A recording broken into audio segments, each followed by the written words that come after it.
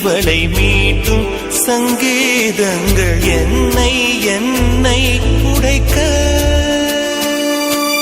கண்களை திறந்து கொண்டு நான் கனவுகள் காணுகிறேன். கண்களை மூடிக்கொண்டு நான் காட்சிகள் தேடுகிறேன். உன் பொன்விரல் தொடுகையிலே நான் பூவாய் மாறுகிறேன். பூமியில் நாம் வாழும் காலம் தோறும் உண்மையில் என் ஜீவன் உன்னை